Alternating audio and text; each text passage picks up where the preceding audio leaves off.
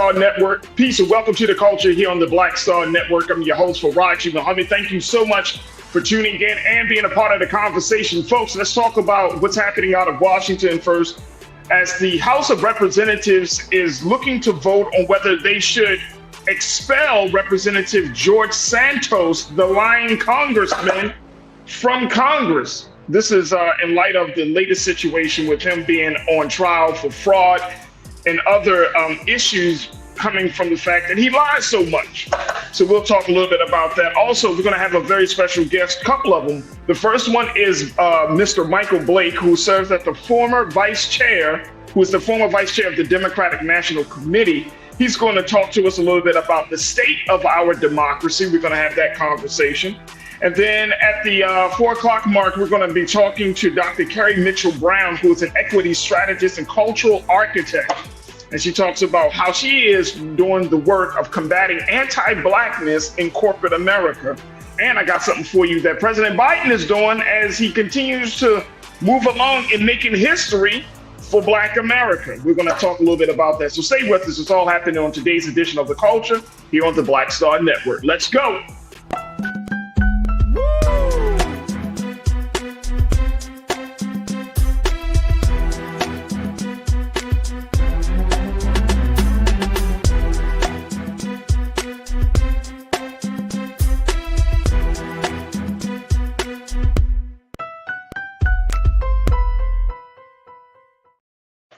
Folks, welcome to The Culture here on the Black Star Network. I'm your host, Farajii. Thank you so much for tuning in and being a part of the conversation. Let's jump right in because we got so much to cover as normal, folks. And I'm so excited because we are streaming live on our home network of blackstarnetwork.com. Make sure you download the app for free. Follow us on all social media platforms. And of course, we're asking for your financial support to power this movement because no one else is going to pay for the type of content that we are putting out there on their own. If they do, they're going to want us to change it and everything. So we want to make sure that our content stays unadulterated, unfiltered, and always rooted in truth. So make sure you do your part to support us here at Black Star Network, and please give something today. Also, we're streaming on Amazon News on your Fire TV. Make sure you check us out there. We're also streaming on Amazon Prime on video, Prime Video. You can check us out on the Prime Video app under Live TV. Then go to news or find us at Amazon.com under Prime Video, then Live TV, then news. We will certainly appreciate you checking us out there. We're also streaming on Freevee, where you can find us on news, on now, and then go straight to news. So that's go to right there into Freevee. Definitely check us out there. And of course, on Plex TV, 24 hours a day, 7 days a week. All right, let's see who's in here as we chat it up. We got our online culture crew, and folks are streaming live right now on Roland Martin's YouTube page. That's where you will find the illustrious culture crew.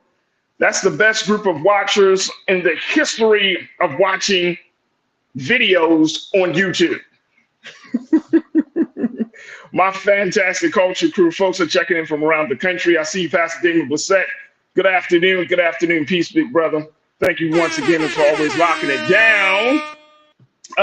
Let's who else we got, and we got some stuff streaming right now too, folks. I'm taking a look here, but let me go to the crew. Conscious Thought, I see you. Thank you so much for checking in. Cindy D, I can't wait to hear what y'all got to say about today's conversation. Pauline Hurt checking in. Pauline, thank you so much. Kathleen Davis, good to connect with you once again. Kathleen, hey Kathleen. You don't like my music. Thank you so much for checking in. I truly appreciate that. And I see folks are still coming in. Make sure y'all hit that like button on the as y'all coming into the chat room. We truly appreciate it. Your likes definitely mean something, especially in this latest situation of algorithms. Your likes mean the world to us. So make sure y'all hit that like button. And of course, continue to tune in. All right, folks, let's talk a little bit about, let's get this part about it. And then we got to take a first quick pause. But did you know that the House of Representatives is looking to vote on whether they should expel Representative George Santos from Congress today? Did y'all know that? Yeah, folks, it's happening. Y'all know who George Santos is. This is the representative out of the state of New York. And he is now in the crosshairs of not just the House of Representatives. for Congress, but he's also in the crosshairs of New York Republicans who are leading the charge to oust him from office, which will require a supermajority of the House. Let me just share this very quickly from NBC News, folks, as to what this actually means, how this is going to be done. Take a look at this quote here. Take a look. The House of Reps, they're going to hold this vote today on whether to expel the lying congressman, the embattled New York Republican who admitted to lying about his background and who has been indicted on federal fraud charges, to oust Santos. The resolution backed by his fellow New York Republican folks will need the support of at least 2/3 of voting lawmakers. If the effort is successful, if that is successful, folks, it will further dwindle the GOP's already minuscule majority in the House. They already feeling it. So that just simply means, folks, that we're looking at a situation here, and it might happen.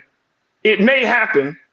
It may happen where they actually will try to set some boundaries and rules, and he might become the martyr. Since the GOP is under the crosshairs of a lot of people in this country, folks are always asking the question, what is going to be the future of the Republican Party? We've asked that question many times here on the show, and people are seeing how this Republican Party, the party that was once considered to be the party of family, the party of God, the party of law and order, how they have just simply fallen apart under all of those things. And at this point, we're looking at a situation where everyone that comes out or that represents that party is just toxic, man. What's your take on this? Join us in a conversation as the House is looking to see whether they should expel him. Should they expel him? Should they expel Representative George Santos of New York? What's your take on this? It's interesting. Sean, you checked in. Sean Ryan, thank you for checking in, as always, being a part of the crew. You say, LOL, they even had the old Speaker of the House cussing Santos out on a hot mic. I remember that.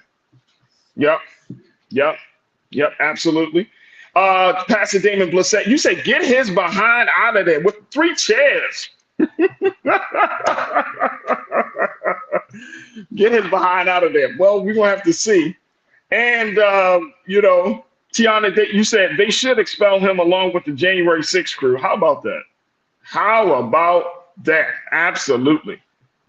The fact that he lies so much, man, like I can't even keep up with the lies, man. Like he's a pathological liar, folks. Corinna, you checked this and looking forward to discussing Santos. So the House is willing to vote on his expulsion, but not only the insurrection is complicit in January 6th. It's called selective outrage. I think Chris Rock did a comedy special on that. Isn't that what that's called? Selective outrage, Corinna?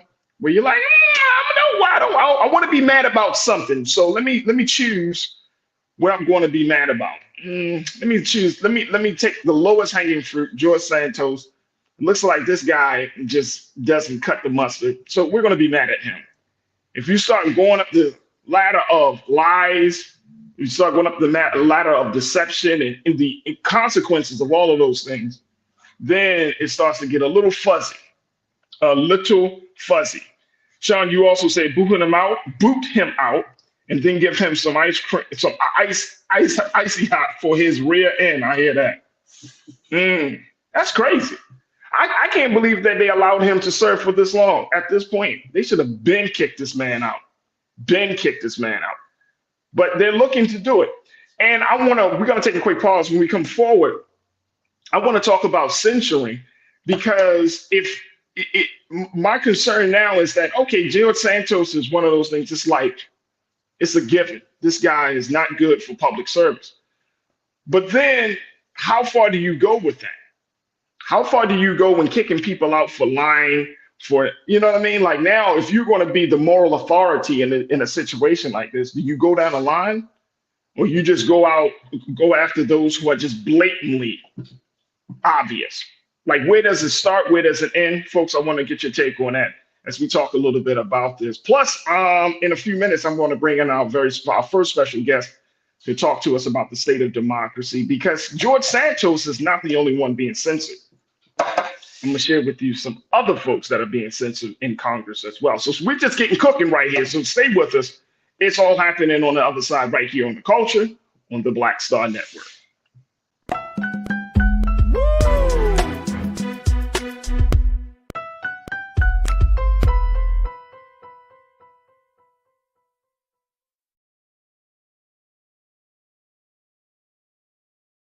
Pull up a chair, take your seat.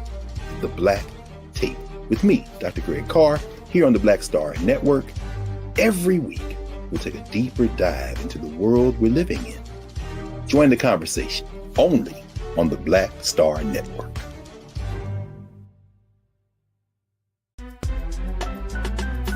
I'm Farajii Muhammad, live from LA. And this is The Culture. The Culture is a two-way conversation. You and me. We talk about the stories, politics, the good, the bad, and the downright ugly. So join our community every day at 3 p.m. Eastern and let your voice be heard. Hey, we're all in this together. So let's talk about it and see what kind of trouble we can get into. It's The Culture. Weekdays at 3, only on the Black Star Network. When you talk about blackness and what happens in black culture, we're about covering these things that matter to us, speaking to our issues and concerns. This is a genuine people-powered movement. There's a lot of stuff that we're not getting. You get it, and you spread the word. We wish to plead our own cause. Too long have others spoken for us. We cannot tell our own story if we can't pay for it. This is about covering us. Invest in black-owned media. Your dollars matter. We don't have to keep asking them to cover our stuff. So please support us in what we do, folks. We want to hit 2,000 people, $50 this month, raise $100,000. We're behind 100,000, so we want to hit that. Y'all money makes this possible. Check some money orders. Go to P.O. Box 57196, Washington, D.C. 20037-0196. The Cash App is $RM Unfiltered. PayPal is R Martin Unfiltered. Venmo is RM Unfiltered. Zelle is Roland at RolandSMartin.com. Folks, Black Star Network is here. I'm real revolutionary right now. Support this man, Black Media. He makes sure that our stories are told. Thank you for being the voice of Black America, Roland. Stay black. I love y'all. All momentum we have now, we have to keep this going. The video looks phenomenal. See, this difference between Black Star Network and black-owned media and something like CNN. You can't be black-owned media and be scared. It's time to be smart. Bring your eyeballs home. You dig?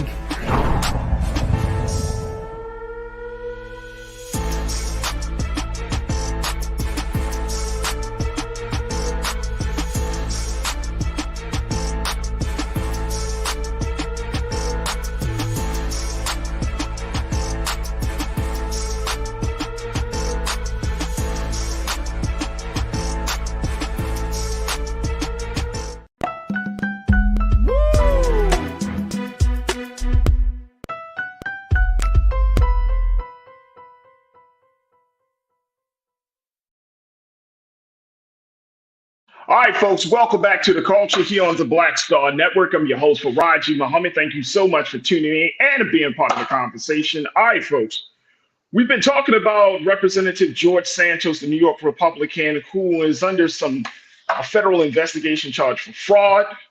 He's also is known as the lying congressman because he lied about everything from where he lived to who he is to what his name is.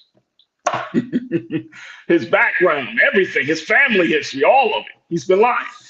And so we're talking a little bit about what's the latest situation here out of Washington, D.C., where the House of Representatives are actually determining today whether they should expel George Santos from Congress, given the fact that his lying has caused great concern, especially for his home state of New York, as Republicans there are leading the way to try to get him out of office, and they should. According to the Republicans, the resolution that according to the House, there's a resolution right now where they're holding that Santos is, quote, not fit to serve in Congress. And this was introduced on the House floor last week by Representative Anthony Desposito, who are a Republican out of New York. Ahead of that vote, Representative Despacito and four other New York Republicans sent a letter Wednesday morning to colleagues urging them to back the resolution. According to the New York Republicans, they say, as Republican members from the New York delegation, we fully support Santos' expulsion and ask all of our colleagues to join us in voting yes. Yeah. They also addressed several concerns from colleagues about expelling Santos. According to the report, that in response to cries of let the voters decide, the New York Republicans said voters were, quote, robbed of that opportunity when they were duped into voting for an accused fraudster. And to those concerned about risking the GOP's already slim majority, this issue is not a political one, but a moral one. How about that, Corinna? They can find moralities somewhere. So, I mean, if they find morality somewhere, isn't that a start? My thing is, where does it start and where does it end? You know, I mentioned this selective outrage, right? Does it start like, oh, we're gonna start putting out these bad actors. We're gonna start expelling these bad actors. So if you expel George Santos for lying, are you expelling him really for lying, or is he just expelling him because he's just not making the GOP party look so good? I mean, there are a number of GOP folks that are representatives that are under, investigation, Trump, that have legal issues, Trump, and who seems to, in some people's eyes, not fit to serve the American people. Excuse me, Trump. Excuse me. So, if that's the case, does it start where? Where does that start, folks? Deidre Hall, you said George Santos should have been gone. I don't know why he's still there. I don't know either. But one thing I do know, Deidre, and I think you know this as well, that if they're moving forward and expelling their own person, then that must mean either a couple of things, folks. He's messing up the money. He's messing up the money. Or he's messing up the money. The same way. Now, look, these are Republicans. The same way that Matt Gaetz moved forward and removing Kevin McCarthy. Look at this. The Republicans are going in on their own selves. Big brother Willie Frazier, you said within the parties, censure happens two ways. With Democrats, it starts with allegations to get kicked out. With Republicans, it starts with indictments and convictions. Ouch. But I think you got a great point, big brother Willie. I think you got a great point. Lori Parks, you said they needed Santos to vote for McCarthy, and they needed him to help vote in Johnson. Now he's no good to them now. With friends like these, Lori, with friends like these who need enemies, right? Anastasia, you said he only followed in lane with what 45 was doing. What does that say about the rest of them that are still there? That's the question. That's the big question, Anastasia. Where does it start and where does it end?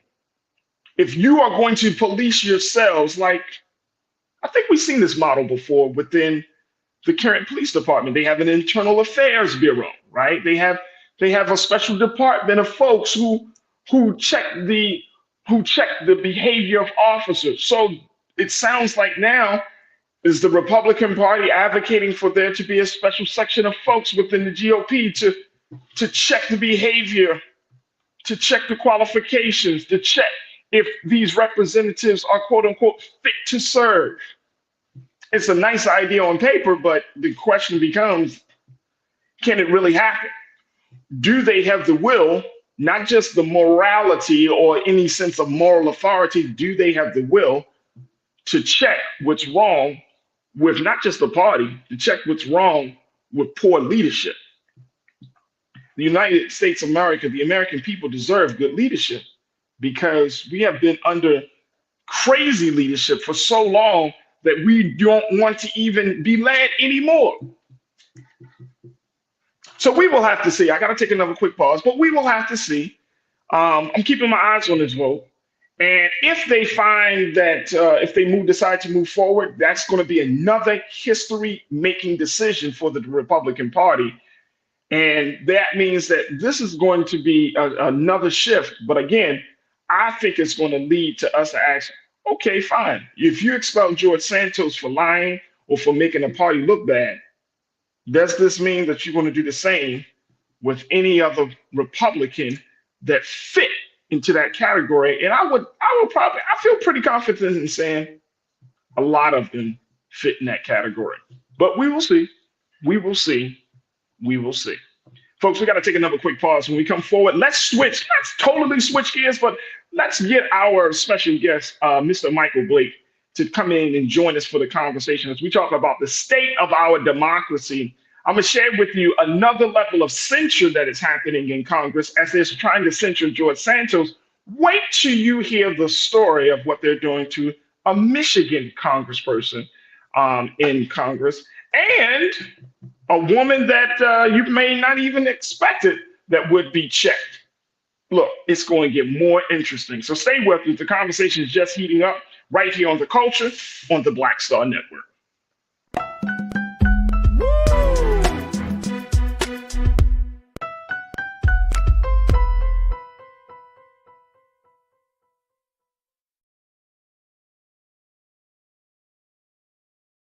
Folks, Black Star Network is here. Oh, no punches. I'm real revolutionary right now. Support this man, Black Media. He makes sure that our stories are told. Thank you for being the voice of Black America, Roland. Stay black. I love y'all. All momentum we have now, we have to keep this going. The video looks phenomenal. See, this difference between Black Star Network and Black-owned media and something like CNN. You can't be Black-owned media and be scared. It's time to be smart. Bring your eyeballs home. You dig?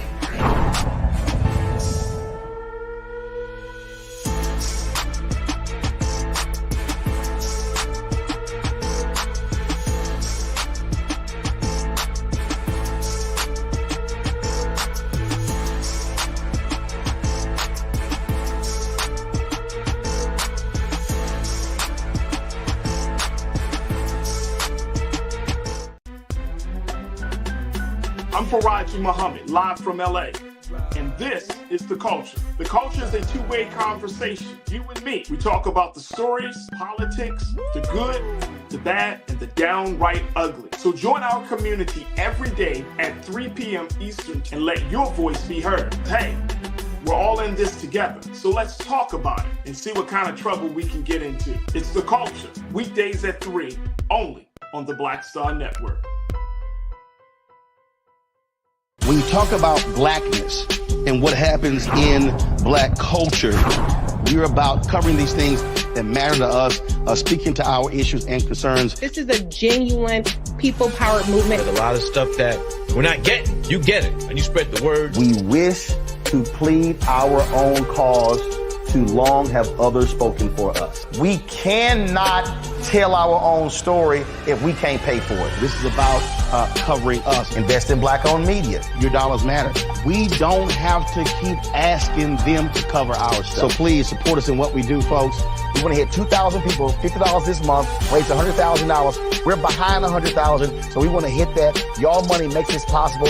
Check some money orders. Go to P.O. Box 57196, Washington, D.C. 20037-0196. The Cash App is $RM Unfiltered. PayPal is R Martin Unfiltered. Venmo is RM Unfiltered. Zelle is Roland at RolandSMartin.com.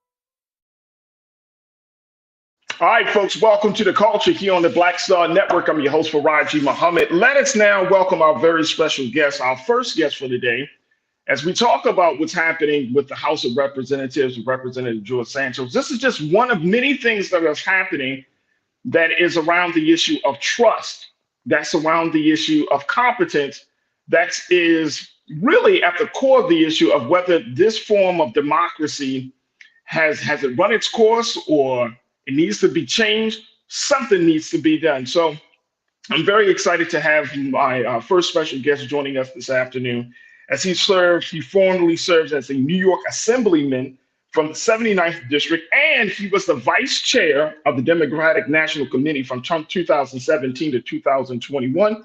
I want to welcome to the airwaves of the culture here on the Black Star Network, Mr. Michael Blake. Michael, thank you so much, brother, for joining us. How are you feeling this afternoon? Oh, I think we got you on mute, brother Michael. I just said, no, good to be with you, and love the energy and vibes that you're already giving right here.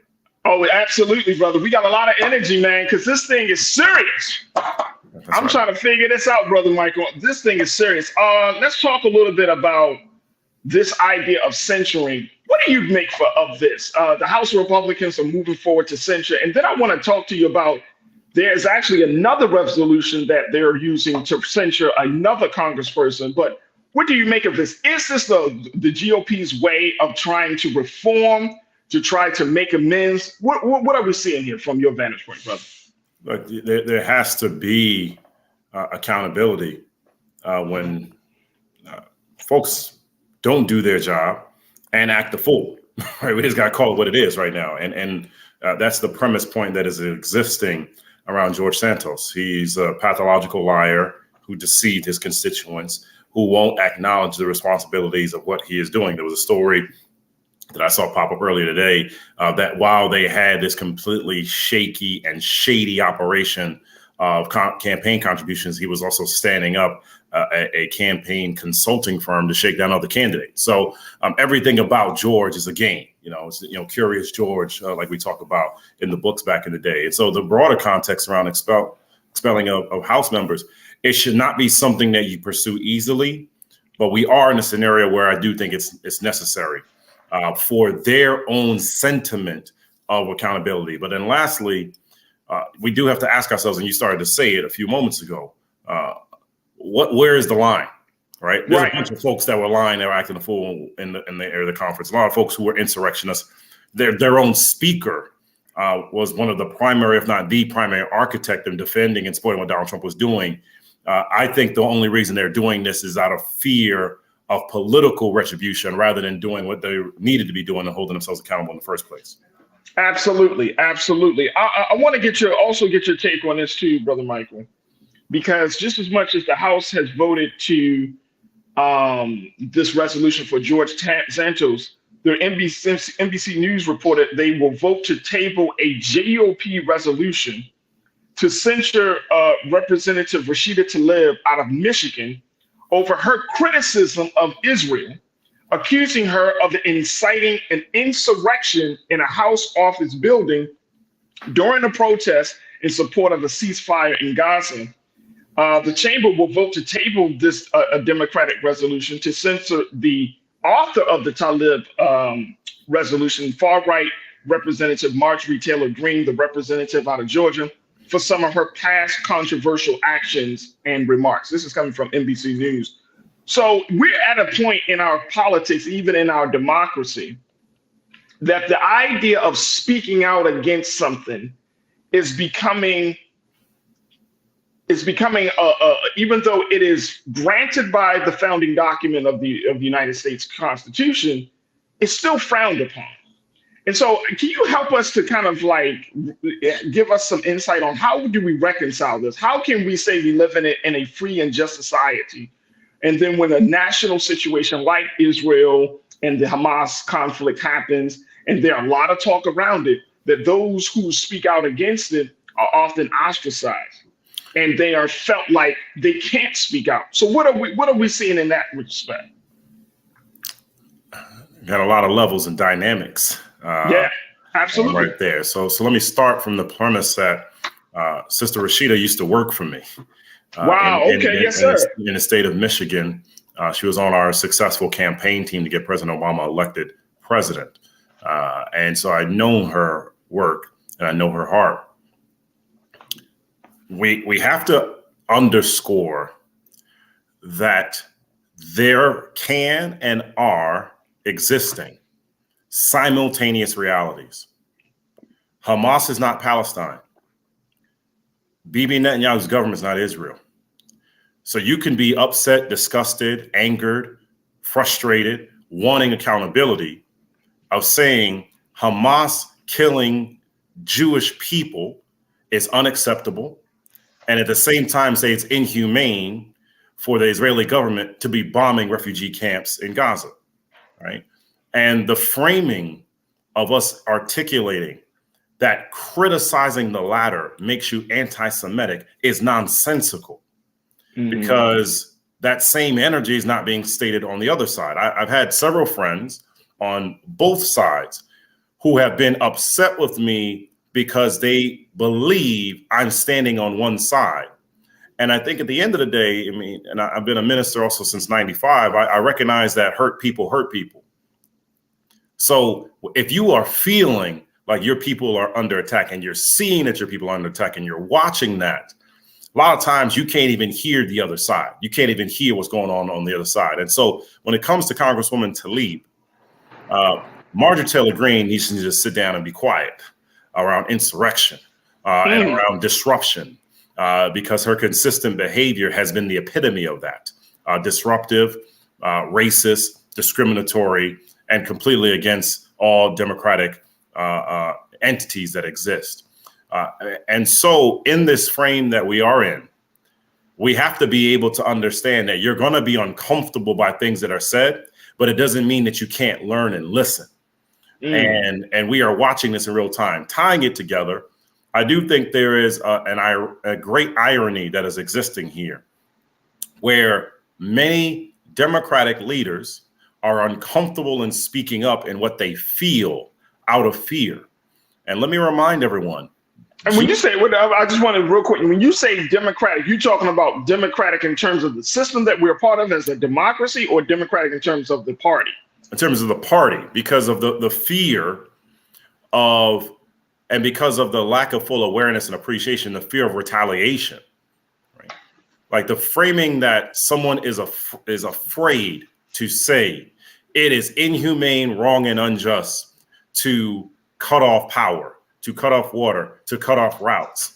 The fact that someone is afraid to even say that speaks volumes around the broader concerns that we should have about the system itself. And Absolutely. So the dynamic has to be one where we take that step back, that you may be uncomfortable with what people are saying, but they're speaking from an anger and a fear that exists that is hard to articulate unless you have gone through it individually. Absolutely. Look, Brother Michael, we got to take a quick pause. When we come forward, more conversation with you. Crew, I want you to join us in the discussion as I'm talking to our first special guest, Brother Michael Blake, who was the former vice chair of the Democratic National Committee from 2017 to 2021. We're talking about the state of democracy. We're talking about the idea of being censored. And I want to hear from you. So post your comments on our YouTube page as we're streaming live under Roland Martin's YouTube page. And of course, stay tuned. More conversation on the other side here on The Culture on the Black Star Network.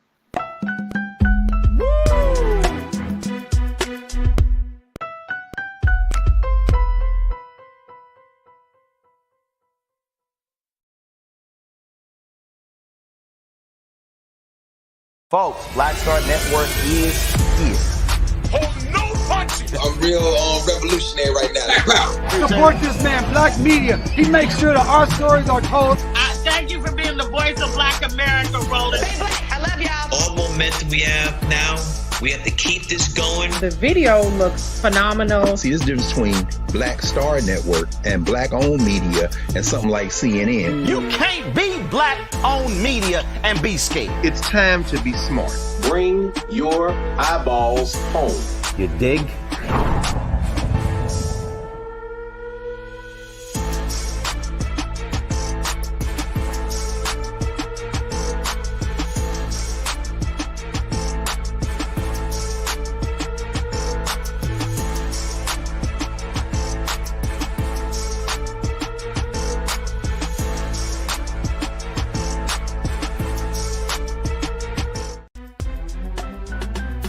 I'm Farajii Muhammad, live from LA. And this is The Culture. The Culture is a two-way conversation. You and me. We talk about the stories, politics, the good, the bad, and the downright ugly. So join our community every day at 3 p.m. Eastern and let your voice be heard. Hey, We're all in this together. So let's talk about it and see what kind of trouble we can get into. It's The Culture, weekdays at 3, only on the Black Star Network. When you talk about blackness and what happens in black culture, we're about covering these things that matter to us, speaking to our issues and concerns. This is a genuine people-powered movement. There's a lot of stuff that we're not getting. You get it, and you spread the word. We wish to plead our own cause.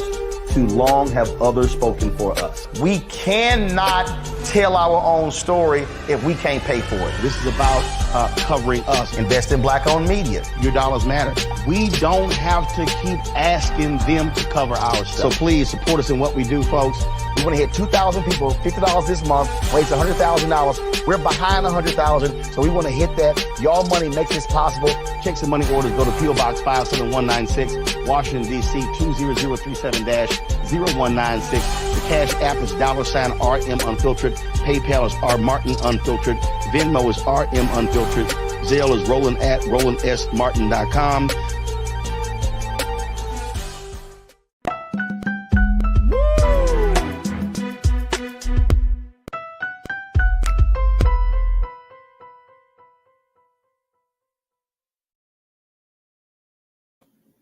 All right, folks, welcome back to the show. We have been talking to Brother Michael Blake, who served as the New York Assemblyman from the 79th District and was the vice chair of the Democratic National Committee from 2017 to 2021.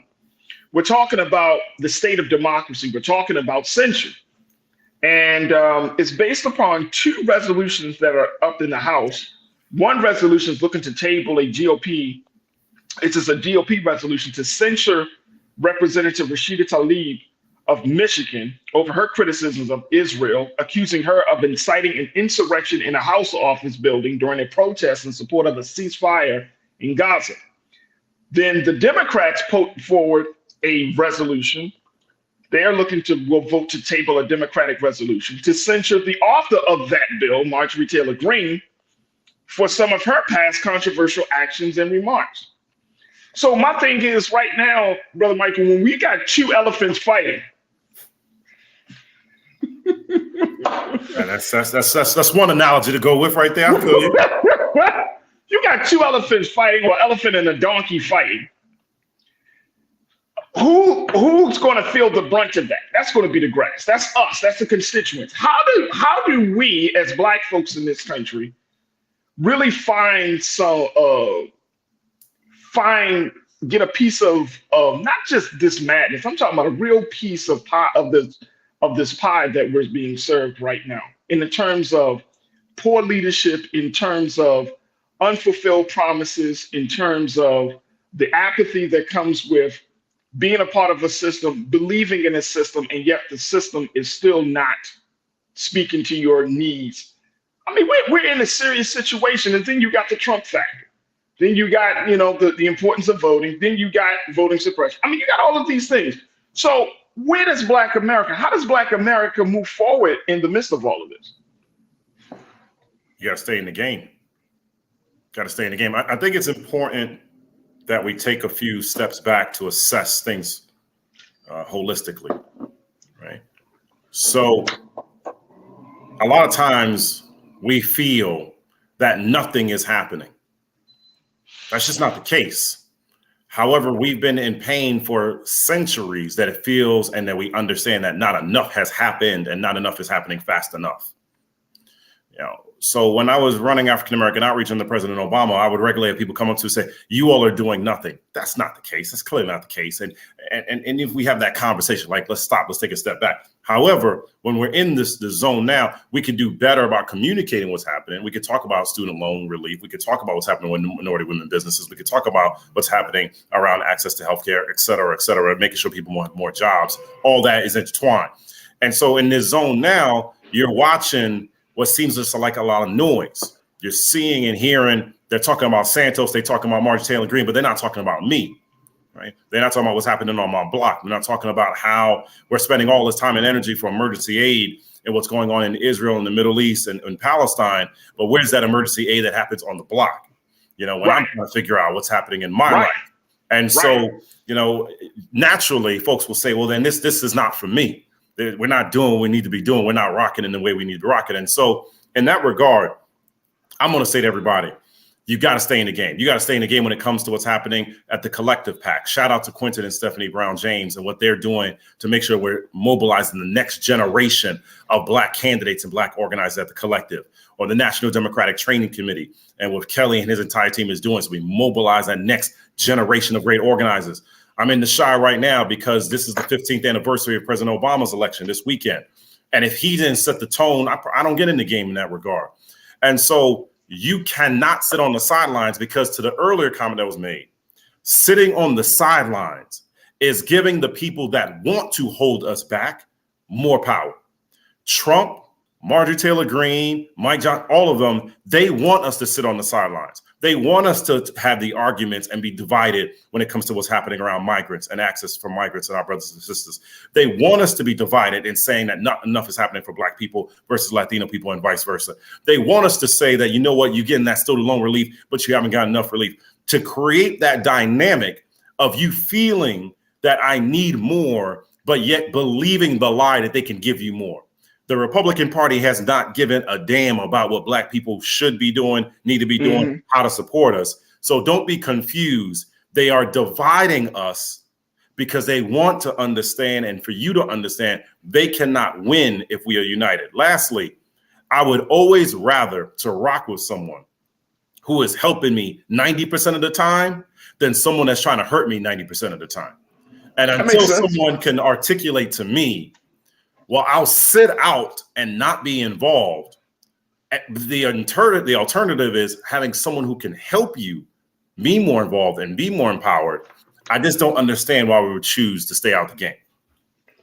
I mean, that makes sense, Brother Michael. Here's the thing, just a little caveat to think about on this, which I know you have thought about because this is what you do. But the simple fact is there's a level of hope and faith that's attached to staying in the game. Like, you still have to believe that the game can still be won. You still have to believe that that the playing field of the game is level. But if the field is rocky, you got hills and valleys in the field. Yeah. You can't see past the 50 because of that major hill. You can't get past the 70.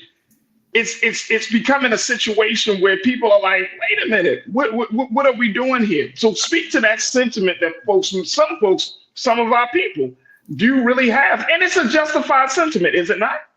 It is. There's no question about it. Let me break it down. This past Sunday, I'm a Jets fan. This past Sunday, Jets Giants, right? Pouring rain. We already got disappointed because Aaron Rodgers got hurt early in the year. Pouring rain. Can't do anything. Could have made the decision when you're still down by 3 with 24 seconds left. Yo, we good. There has to be that decision that no matter how bad the conditions are, I'm going to still keep staying in the game. Okay. And so the framing of what do we do, from what we do at our team, Atlas Strategy Group, which for the last 10 years, we've been implementing equity and justice across the country. What we do at Next Level Sports of saying we can have a Black-owned sports TV network to amplify our stories. The work is happening to say that we have to fight for this justice. When Ron Alston out of Louisiana is stepping up for justice when it comes to social media cases and saying we're tired of social media companies taking advantage of us. When Brooke Hodge in LA is saying we can find more ways to deploy resources so that opioid lawsuits and settlements are actually coming to our communities. These are the things that we can be doing. And what I would say to the people is our pain is legit. Our pain is rational. Our pain has come from generations and centuries of distrust and heartache against us. But our ancestors do not want you to succumb to the pain. Our ancestors want us to keep pressing forward. And our responsibility in this moment, from this November till next November, is that we have an election approaching where on one side, Biden and Harris are saying, let's keep going. And the other side, you have Trump and whoever will be with him literally saying, we do not believe in democracy. We don't have a choice. Be in the game, because the alternative is us out the game permanently. There it is. Michael Blake, who is a former assemblyman for the state of New York. He's a former vice chair for the Democratic National Committee. Brother Michael, I love your insight and analysis. I would love to bring you back on. I know you got to hop off, so we would love to bring you back on and at a future date and continue to chop it up, brother, to talk a little bit more about some of these dynamics and factors within the state of democracy. But I thank you for your time with us this afternoon. Happy to be with y'all, even though I could feel a little bit of just shade, but it's okay. Hey, no, we're 4-3 right now. 4-3. So everybody just stay with me right now. Don't be confused when Aaron Rodgers comes back at the end of the year. People are gonna be getting on that bandwagon, but it's okay. I'll come back on the show no matter what. Hey, look, I'm a Ravens fan, so it's Lamar Jackson and company for me. So you feeling good? Yo, y'all probably the best team in the league right now. I understand why you're feeling that way. But let us rock. Let us rock. Oh man, my brother Michael Blake. Thank you so much, brother, for your time and being so good for the culture. We truly appreciate it. Appreciate you. All right, folks. We got to take another quick pause. When we come forward, let's shift gears. Let's talk a little bit as we talk about that level of trying to figure out what's going on in democracy. Let's also talk about what's going on in corporate America. My next guest, who's going to be joining us, she's going to be talking about how she's doing the work of combating anti-Blackness in corporate America. And she's doing it in a very, very unique way. So folks, you don't want to miss this conversation with Dr. Carrie Mitchell-Brown joining us on the other side. So stay with us. It's all happening on The Culture right here on the Black Star Network.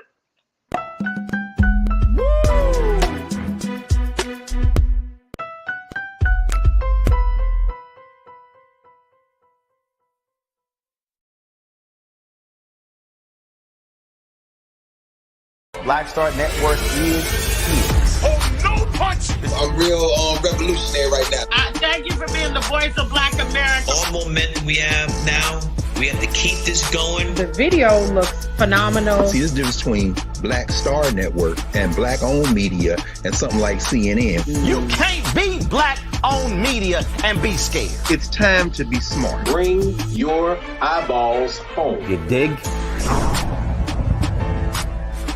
When you talk about blackness and what happens in Black culture, we're about covering these things that matter to us, speaking to our issues and concerns. This is a genuine people-powered movement. There's a lot of stuff that we're not getting. You get it, and you spread the word. We wish to plead our own cause.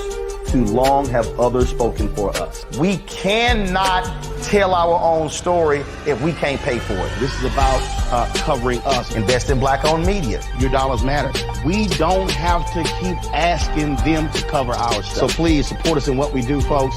We want to hit 2,000 people, $50 this month, raise $100,000. We're behind 100,000, so we want to hit that. Y'all money makes this possible. Check some money orders. Go to P.O. Box 57196, Washington, D.C. 20037-0196. The Cash App is $RM Unfiltered. PayPal is R Martin Unfiltered. Venmo is RM Unfiltered. Zelle is Roland at RolandSMartin.com.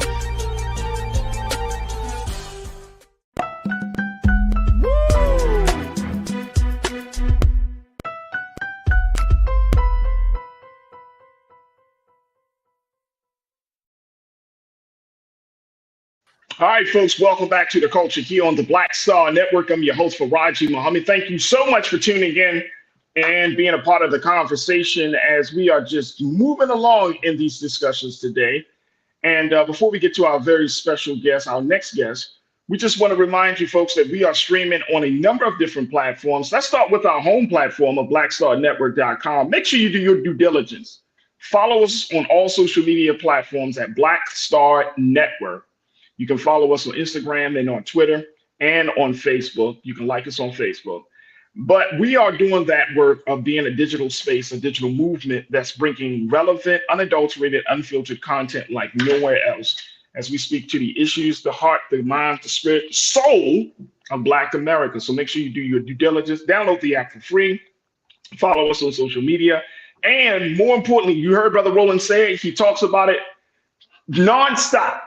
We need your support. So your financial support means everything to us to power us this movement, because there are some folks in this country that do not want us to have a Black news, a Black information station, a Black network, a Black platform like this, where we're having these types of conversations. And y'all can hear the differences of the type of views that we present on this show and on versus on other shows. And just as a network, we're giving you a broad look at the many different perspectives that exist in Black America. It's not just one thing. It's many different perspectives. So your support means everything. We're also streaming live on Amazon News on your Fire TV. We're on Amazon Prime Video now. We make sure y'all check us out there. We're available on Prime Video under the Prime Video app under Live TV and News. So you can go to the website, Amazon.com under Prime Video, Live TV, the news. And we're also on Freevee as well as on Plex TV 24 hours a day, 7 days a week. All right, folks, so let's jump back into it. And my crew is just chatting it up, man. When we talk to Michael Blake, they got a lot to say. Well, I'm gonna see if y'all got a lot to say as I bring up our next special guest. This is a woman that is on the front lines of changing the culture in corporate America, especially when it comes to things like Blackness, and how she's doing her part to combat anti-Blackness within the business world. So we want to welcome to the airwaves of the culture and the Black Star Network, Dr. Kerry Mitchell-Brown, who serves as the founder principal of KMB. And she is an equity strategist and cultural architect. Dr. Kerry, good afternoon. Welcome to the culture. How are you today, sis? Good afternoon. I am doing great. How are you? I'm good. I'm good. Thank you so much for asking. And more importantly, thank you for being here to join us for this conversation. Absolutely. It's a pleasure. Let's get started.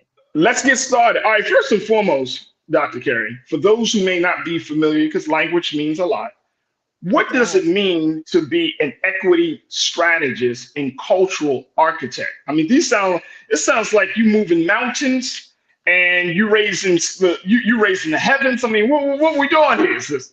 Talk to us. What does that actually mean? What kind of work does that do? What does that work entail? Yeah.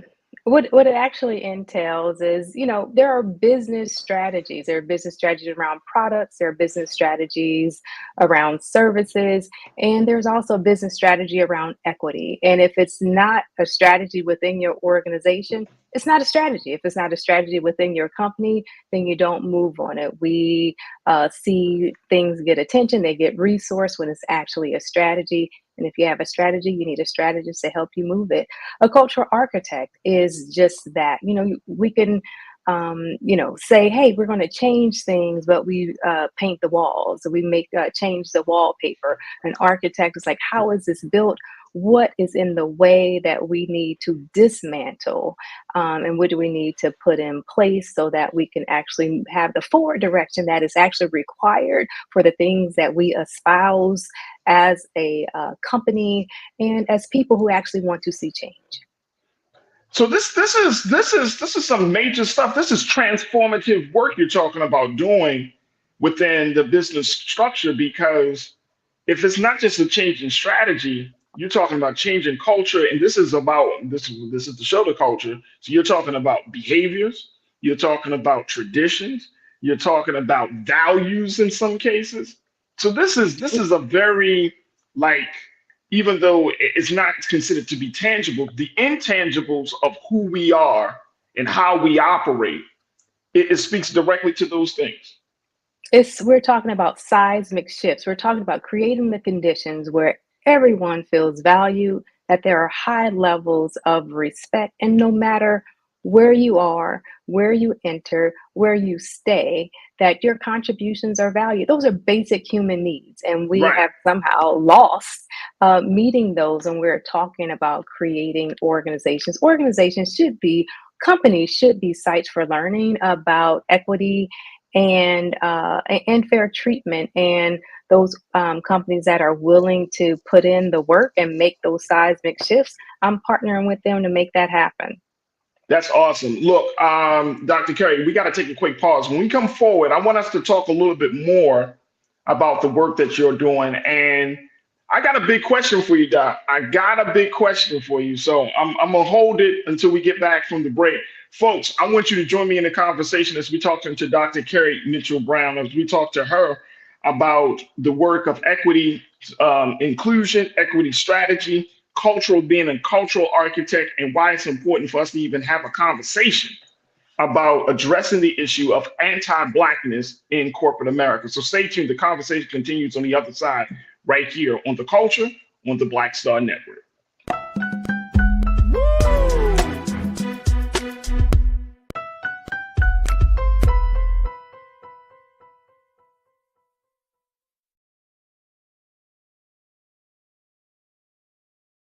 Black Star Network is here. Oh, no punch! I'm real revolutionary right now. Thank you for being the voice of Black America. All momentum we have now, we have to keep this going. The video looks phenomenal. See, this difference between Black Star Network and black-owned media and something like CNN. You can't be black-owned media and be scared. It's time to be smart. Bring your eyeballs home. You dig? When you talk about blackness and what happens in black culture, we're about covering these things that matter to us, speaking to our issues and concerns. This is a genuine people-powered movement. There's a lot of stuff that we're not getting. You get it, and you spread the word. We wish to plead our own cause. Too long have others spoken for us. We cannot tell our own story if we can't pay for it. This is about covering us. Invest in black-owned media. Your dollars matter. We don't have to keep asking them to cover our stuff. So please support us in what we do, folks. We want to hit 2,000 people, $50 this month, raise $100,000. We're behind 100,000, so we want to hit that. Y'all money makes this possible.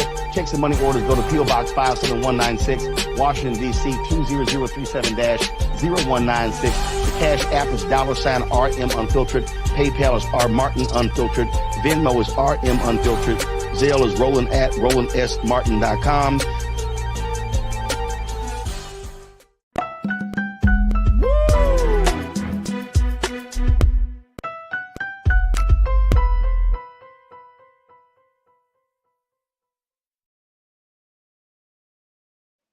All right, folks, welcome back to The Culture here on the Black Star Network. I'm your host, Farajii Muhammad. I am joined by our second special guest, Dr. Carrie Mitchell-Brown, who is the founder and principal of KMB, but she is an equity strategist and cultural architect. She has done major work in organizational development. She's a social justice advocate. She works with individuals, organizations, and businesses and corporations. And she is the one that you will call on if you want to create a different culture within your business, a holistic cultural shift, as he said, a seismic shift in your business. And more importantly, this is not about profits as it is about people. This is about making sure that everyone understands the value of each other. And I think this is interesting because we put this under the context of anti-Blackness in corporate America. I got two big questions for you. I thought I had one. Now I got two. One is, Dr. Carey, do you see, what grade would you give corporate America in their stance in relationship with Black folks? Is corporate America more open to Blackness, or is it less open to Blackness, or there hasn't been really any change? And I'm going to use the metric that everybody else uses. Since George Floyd of 2020, 3 years later, we're talking about race and white supremacy. We're talking about all these things, but is corporate America listening? I believe that corporate America can take the lead on this. I would say that there's still a lot of work to do in order to do that. I mean, they are impacted by what's happening in the world. I mean, we have not made a ton of progress. I mean, our numbers do not lie. Our maternal rates, our murder rates, our maternal death rates, our education rates, our incarceration rates, they're all still disproportionate. There's still disproportionate access and opportunity and success within organizations. And without doing something intentional, sort of getting under the hood, identifying what's getting in the way and doing something different, we will continue to get the same things we always got. We will continue to have the disproportionate impact around success in companies that we see outside. And so it takes some intentionality from everyone, especially the leaders at the top, making the investments. I say invest now or go bankrupt later, and we're seeing that happen. So that sounds like a grade of D. I would say we're not passing. D's do not mean degrees at this time. So is it? Oh, can we say D? Like, I give corporate America a D right now for its efforts to really include, have a more culturally competent approach to things. Can we say that? Yeah, I would say overall, a D, a C minus, at best. I mean, when we ask Black folks in organizations, do you feel seen? Does your manager really know you? Are they invested in your success? Is my voice heard? The company says it values diversity, equity, and inclusion, but do people that look like me have my shared experience in positions and leadership at my company? We know the answer to those questions. I mean, we're talking to our friends and we can get the answers to those questions. What does that look like within their organization? And I would say that we have more no's than we do yeses, and so there's still a lot of work to do across the board. That's not saying that that is the case for every corporation, but for many, I would say we not passing or barely. I'm gonna keep it real with you, Dr. Karen. I don't like that diagnosis. That's sad. Okay. You know what I mean? And Yeah. I'm not saying it's sad because you made it. I'm saying it's sad because of I The believe experience. I That would is agree sad for with the you. experience. Yeah, Yeah. it's the state of affairs that we find ourselves in. Charlene F., you said corporate America always gets shook up when they see us shine. Is that what it is? Yeah. Because I feel like, and to Charlene's point, I would agree. I feel like corporate America only sees Black folks when it's money to be made off of Black folks, right? Like that sense of Blackness. I'm reading a book right now. This is a fascinating read, folks. It's a book by New York Times columnist and journalist David Brooks, and it's a book that's called "How to Know a Person." The art of seeing others deeply and being deeply seen.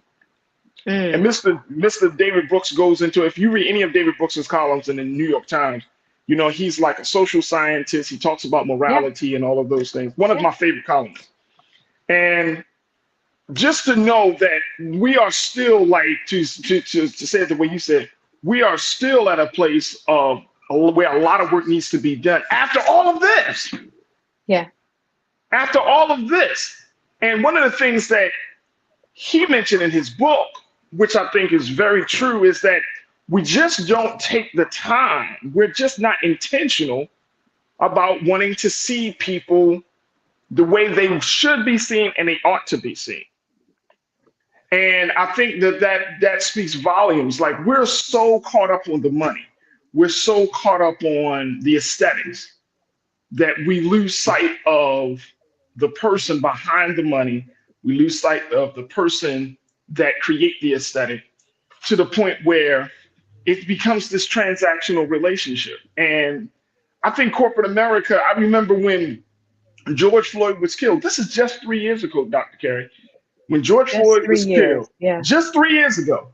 And you remember when all these major corporations talk about, man, we stand with social justice and equity, and we stand Black. I remember turning on Netflix and Blackness, Black Lives Matter, and all of this stuff. And then they even went as far as to say, Doc, oh, well, we're going to throw some money at these causes. And then a year or so after the killing of George Floyd, when they did a report, a number of places did an actual report on which companies actually came through on their promises and pledges. It was less than like 10%. Yeah. Yeah. It's so disheartening. It is so disheartening. They espouse commitments to do better in the future. Right. And the future came. The future was now. The future was then. The future came. And there was still not a ton of progress. Right. And so Absolutely. what is that gap? What is that gap? So I work with corporations on narrowing that gap over time. Like, it doesn't happen overnight. And there's this thing around what are the human behaviors that are required to address it. Right. And so, again, not understanding that if we actually ensure that people are fully seen, that they are fully heard, that they are respected, that they are invested in, we actually make more money organizationally, right? And so that way people are bringing their best selves, they're bringing their best work, and they're doing they are doing they have the perfect conditions to maximize the labor force in a way that actually works for everyone, and it's not this transactional nature on just doing the bare minimum.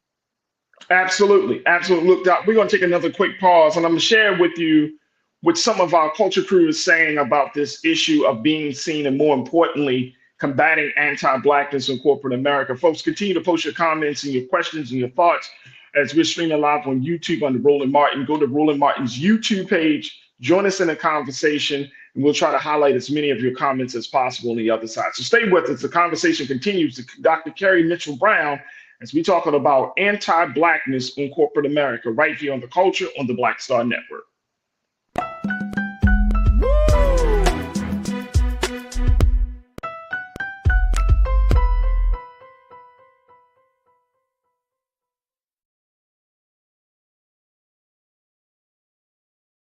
Pull up a chair, take your seat. The Black Tape with me, Dr. Greg Carr, here on the Black Star Network. Every week, we'll take a deeper dive into the world we're living in. Join the conversation only on the Black Star Network.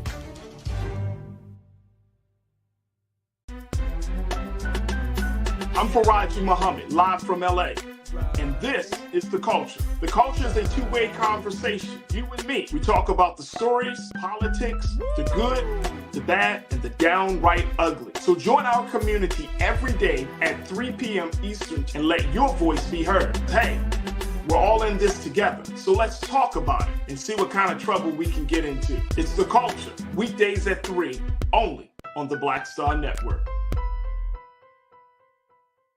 When you talk about blackness and what happens in black culture, we're about covering these things that matter to us, speaking to our issues and concerns. This is a genuine people-powered movement. There's a lot of stuff that we're not getting. You get it, and you spread the word. We wish to plead our own cause.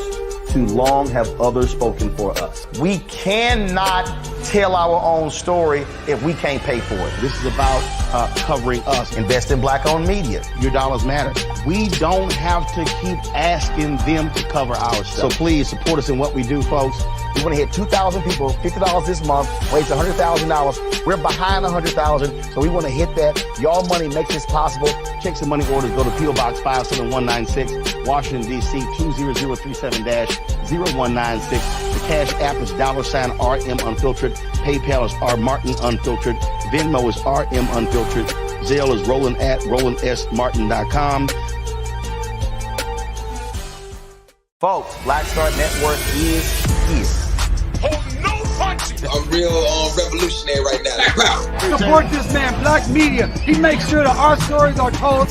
Thank you for being the voice of Black America, Roland. I love y'all. All momentum we have now, we have to keep this going. The video looks phenomenal. See, this difference between Black Star Network and black-owned media and something like CNN. You can't be black-owned media and be scared. It's time to be smart. Bring your eyeballs home. You dig?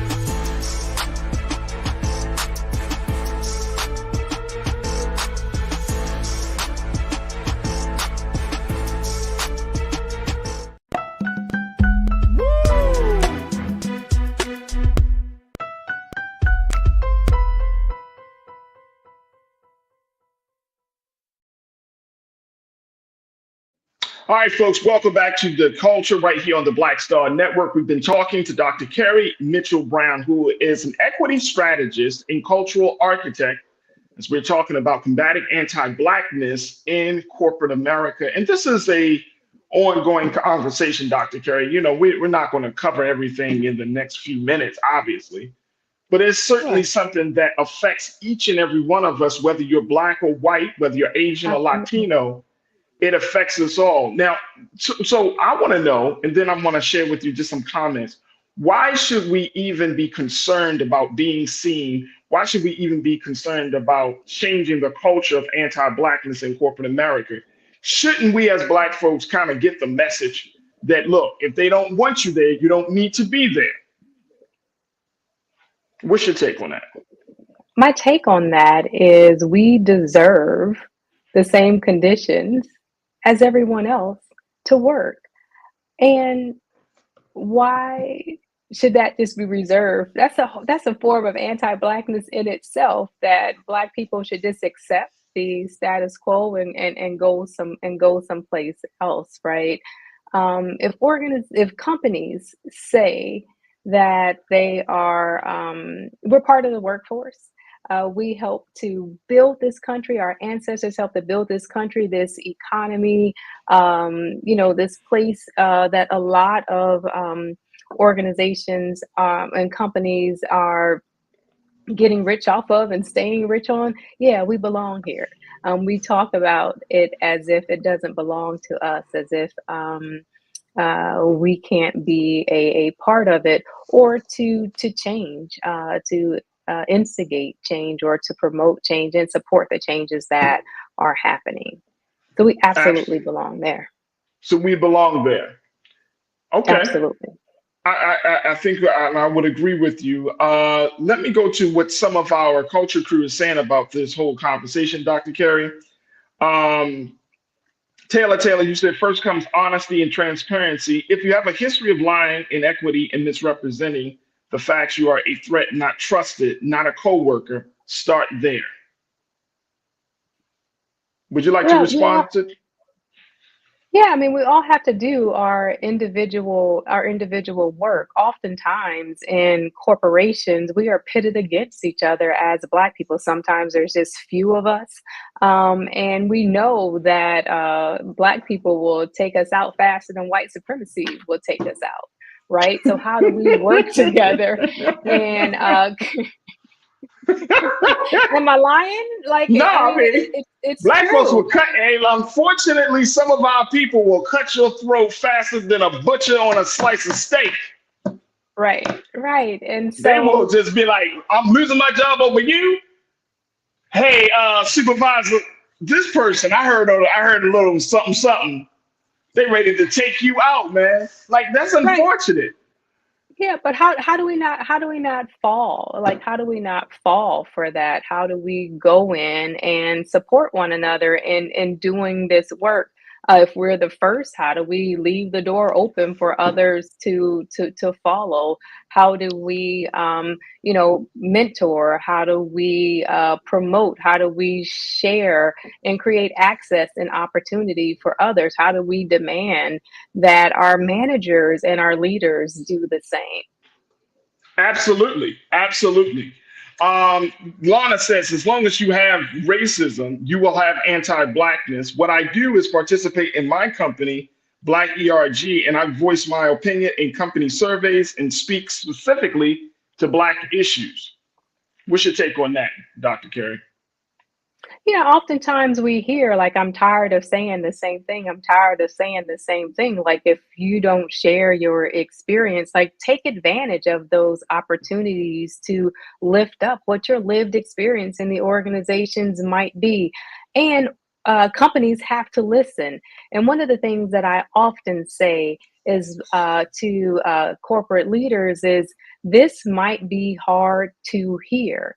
And you have to hold at the same time, it is hard to say as a Black person, especially if there's potential that you might lose your job, you might not get a promotion, or you may be seen as a instigator and or a troublemaker. Like, respect, taking those things seriously is important. That sounds like a gang mentality, though, when you think about it, doesn't it? It's like, you talk out, you speak out against us, and we're gonna reciprocate with punishment and consequences against you. Even though, here's the crazy part, Dr. Carey, even though that criticism is given, But the criticism is really a way for us to be for a way for those companies to be better.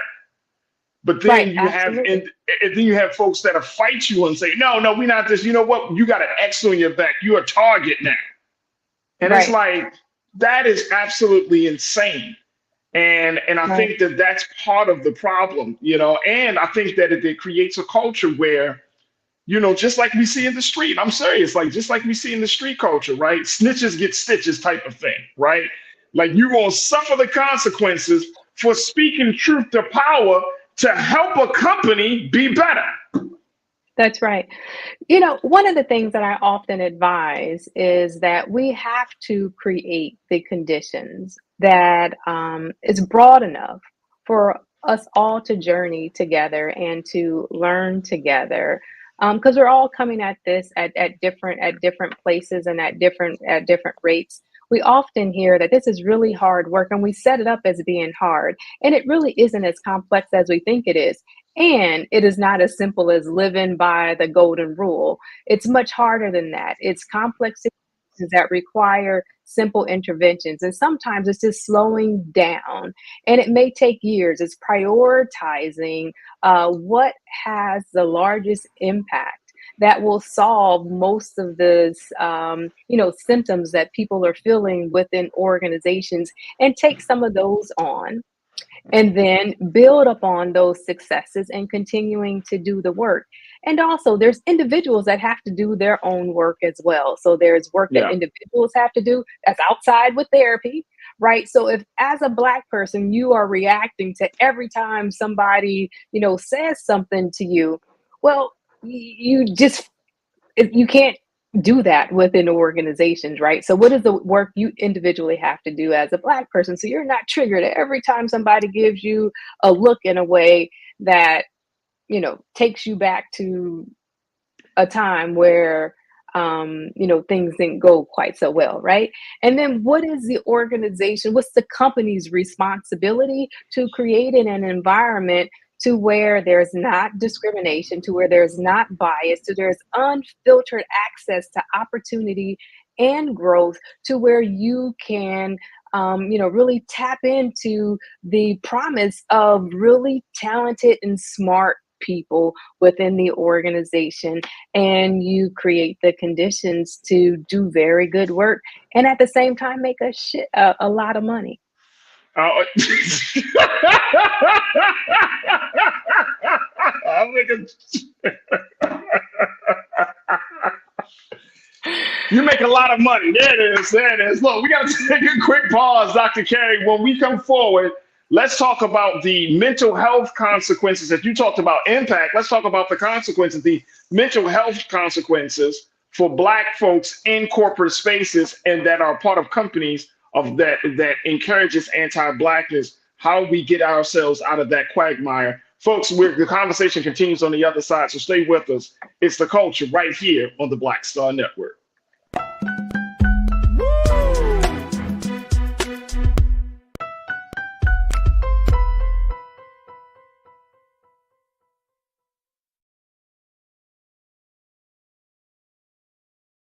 When you talk about Blackness and what happens in Black culture, we're about covering these things that matter to us, speaking to our issues and concerns. This is a genuine people-powered movement. There's a lot of stuff that we're not getting. You get it, and you spread the word. We wish to plead our own cause.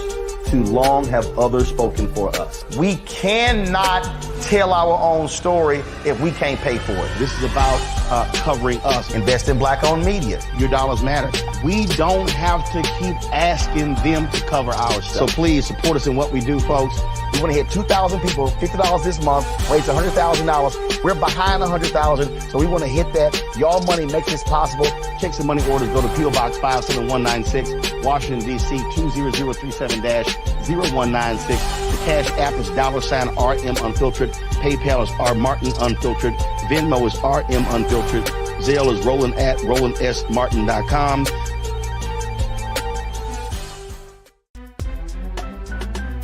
I'm Farajii Muhammad, live from LA.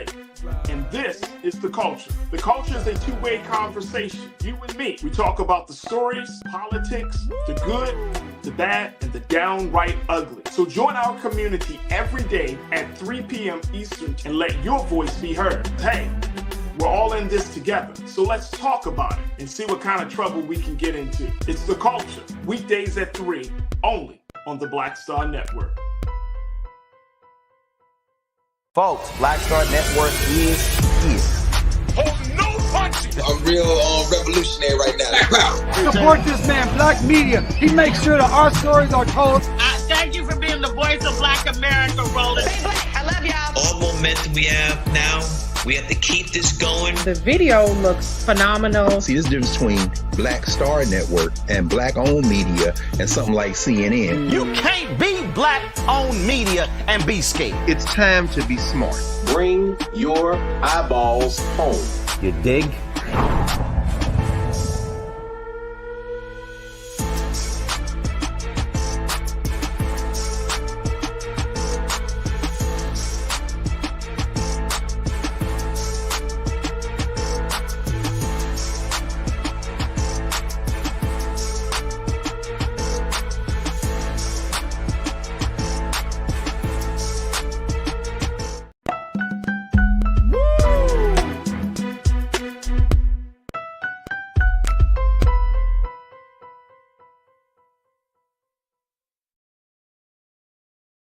All right, folks, welcome back to The Culture here on the Black Star Network. We've been talking to Dr. Carrie Mitchell-Brown, who is an equity strategist and a cultural architect, as she does the work of combating anti-Blackness in corporate America. And we're talking about it, so we would love to get your take on it, folks, as you join us in the chat as we're streaming live on Roland Martin's YouTube page. Dr. Carrie, let's go back to just getting some more thoughts from our online culture crew.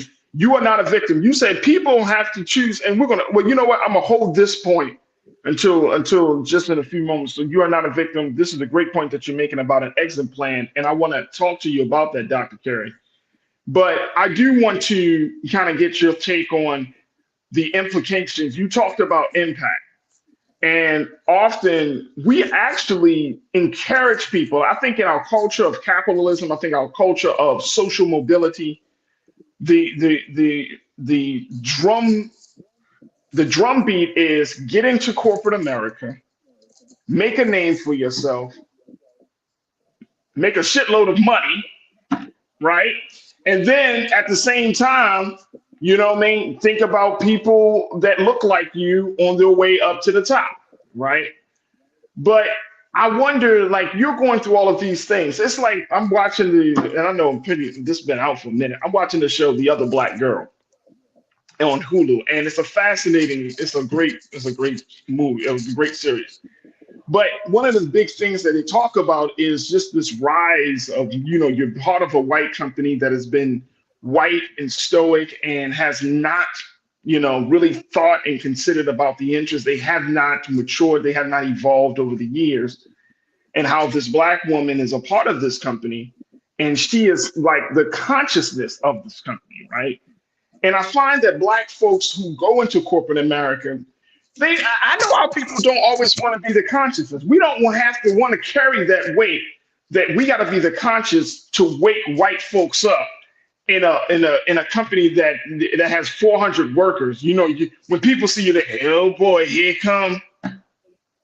You know what I'm saying? That's a lot. So talk to us about like the mental health impact of working in a space that you have to claw your way, you have to fight your way to get seen, to be heard, and to have your presence felt.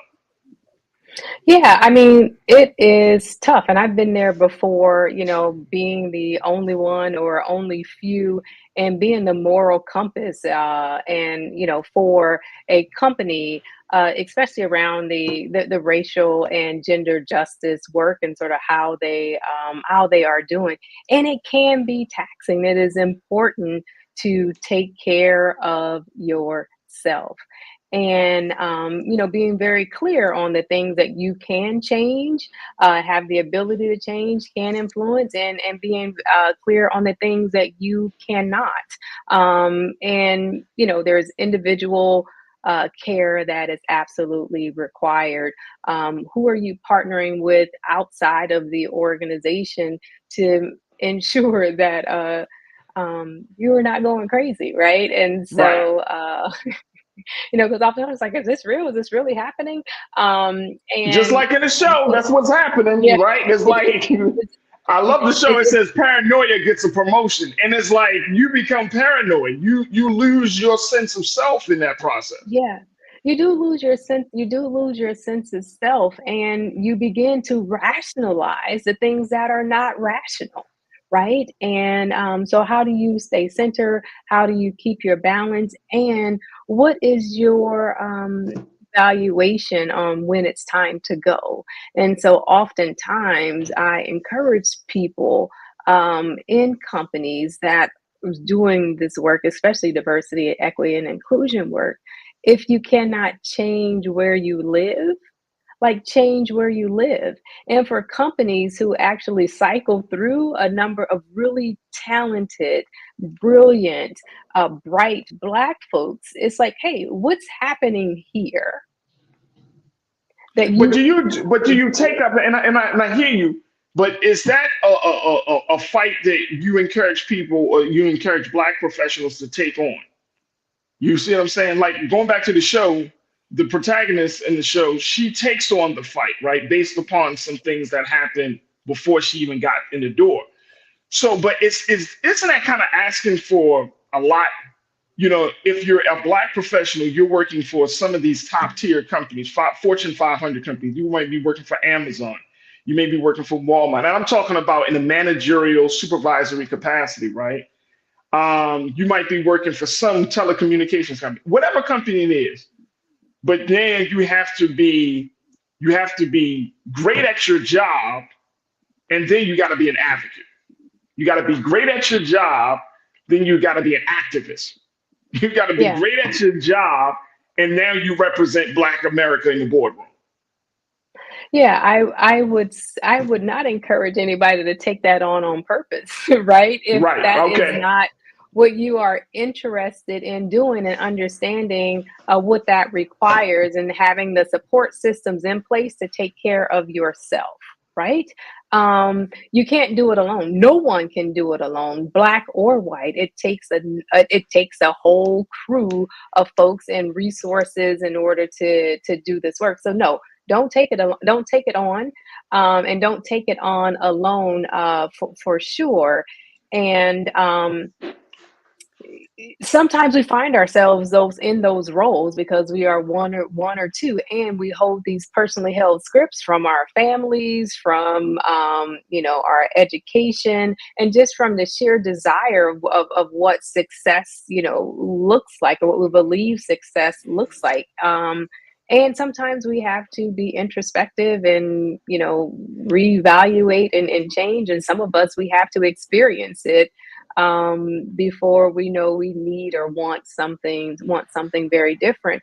And the reality is, some people have life situations that require for them to make these strategic choices, so that they're set up to do something very differently. And that is a strategy as well. All right, let's go to Real Brooklyn. You said there is white culture, Black culture, and finally corporate culture. Guess which culture is more important? Accept it, play the game, and make that money. Stop tripping. Yeah, sometimes you have to know how the system works, and being able to know how the system works is important. There's one thing that's for sure. You cannot educate your way out of being Black. You can't income your way out of being Black. It doesn't matter if you start at the entry level of the organization, you Black. If you're at the highest level of the organization, that you are Black. And there are certain things that are reserved for Black folks in corporations, when corporations don't do the work and make the proper investments in ensuring equitable and fair workplaces. Absolutely. Charlene F., you said you can't change people's mind, but the approach to you will change when you are asked to attend meetings. Secret may be they need your input, but not say it. So I guess she's just talking about the fact that, if you change, if you feel like the culture in your company is not inclusive, then and you bring these things up, and then they still don't change their mind, then it requires, and I agree with Charlene on this. Sometimes you just say, you know what? If you decide to stay with that company, hey, I'm gonna change my view on it. You know what I mean? I'm not gonna keep burdening myself with the bad behavior of other people. And That's I right. think that, That's right. and I think that's, and I know some That's people right. don't say this, Dr. Carey, but I know that there are people, white people, other black people, whoever, that when it comes to black folks, they like, well, I'm not going to think about it. I'm going to let them worry about that. Yeah, here's what I say. I say don't overestimate your ability to change someone, and certainly don't underestimate your ability to change. And what I mean when I say that is I'll have an idea of what I want to accomplish inside a corporation when I go in, right? I'm Right. working towards that. But there are often systems, practices, and processes that remind us who's important and who's a nobody, right?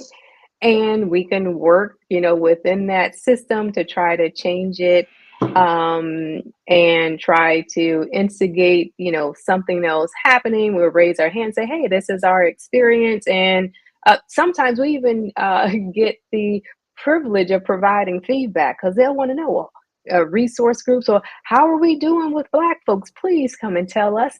And we'll tell you. And we'll also tell you what we may want you to, what you can do to get a different outcome, and you don't invest in it and you don't change it. There's only so much. So at some point, it's like, hey, I have 2 kids at home that actually count on me to get this paycheck. And so I'm going to let y'all do what y'all do. These are the requirements for me to meet my job. I am a top performer, so I'm going to excel a little bit, and I'm going to keep it moving. Absolutely. No friends, no new friends, right, Dr. K? No. You're like, you know what? I don't need this. Y'all not coming home with me. At the end of the day, when it comes at 5 o'clock, I'm out. I'm gone. Yeah. And I can be friendly. We can be friendly. We can be cordial. Sure. You know how, hey, Dr. K, you know how black folks be like, I'm cordial. That's right. That's right. Well, we work here. We're co-workers, right? Right. Right. And I'm still going to be a professional, and I'm still going to do my job. But the system does not allow itself for different things. Like, corporations are built and structured to get the results that corporations get. And again, without some architectural changes and seismic shifts, that will continue to happen. There it is. Let me see. Let me get one more comment in before we take our final pause. I think I saw something. Oh, you are not a victim. You said people have to choose their companies wisely. If you don't like the culture of any company, work on an exit plan. I work in corporate America, and the second my company crosses me, I'm out. So it sounds like you are not, but you are not a victim. Is like, I am not going to be a victim. I am out. It reminds me, it's like that scene from What's Love Got to Do with It, where they were sitting in the diner, and she was like, you only have to hit me once, Ike. And she went out the door, and we never saw that sister for the rest of the movie. That's right. I mean, we're not held captive in these companies. We're not held captives in these corporations. We do have agency, right? What's your exit strategy? Oftentimes, I plan my job 3 jobs from now. It's a strategy, right? What skills and experiences do I need to ultimately get to where I want to be, right? If I'm clear on that going in, and if I know the equation, when you get to the point to where it costs you more to be there than that they are willing to pay you, then it's time to go. Come on, say that But one you more have time, to be Keith. strategic. When it costs you more to be there than what they are willing to pay you, then it's absolutely time to go. And so you have to know how much you're worth, right? So as a mother, as a working mother, if I can't get to the things that are important to me and experience some of these things that I want to be doing as a working mother, and it costs me additional FaceTime hours just because y'all want to see FaceTime hours, but it's not being productive, and I can't go and to an award ceremony, for my children. Like that cost, that's a huge cost. That's a huge psychological cost for me and my children long term. Y'all can't pay me enough for that. There it is. I'm gonna have to figure out what's next, right? So planning ahead, and make some rational choices around who you engage with, what corporations you engage with, and why. Do your research. There's a bunch of information. There are more resources now than there were 10 years ago on how companies line up on diversity, equity, inclusion. We know that diverse companies, you get better outcomes, and diversity is always shifting, right? Because the makeup of the workforce is always shifting. Ask very explicit questions. When you're going in for an interview, you are also interviewing the organization, not them just interviewing you. No, you tell me, what's the experience of Black women in this organization?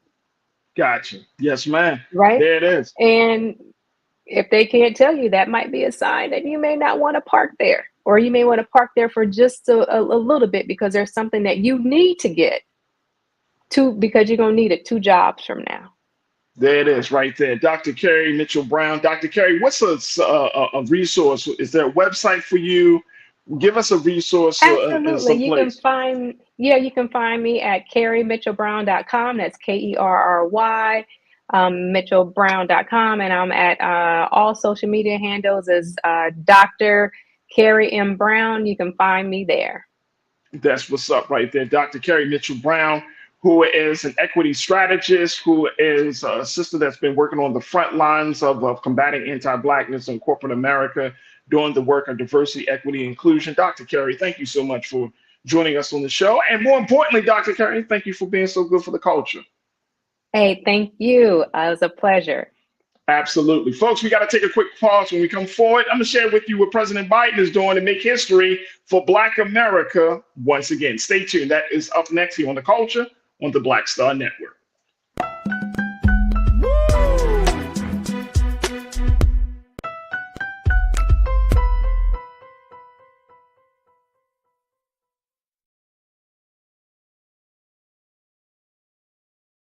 Pull up a chair, take your seat.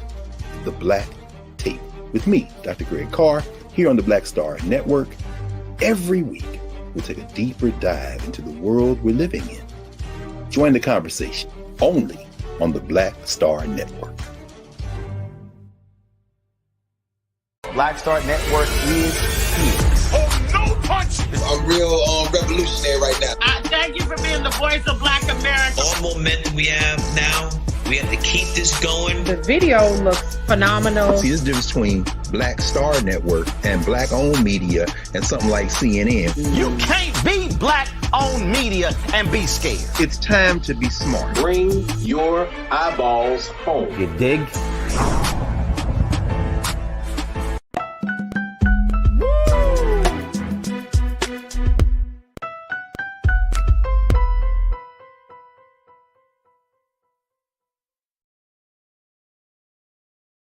All right, folks, welcome back to the show. Welcome to the Culture here on the Black Star Network. As we close out today's show, I figured, let's talk about something that will leave a feeling a little bit better about things and what's going on in the country. And this is something that is another history-making effort that President Biden and his administration has moved forward on.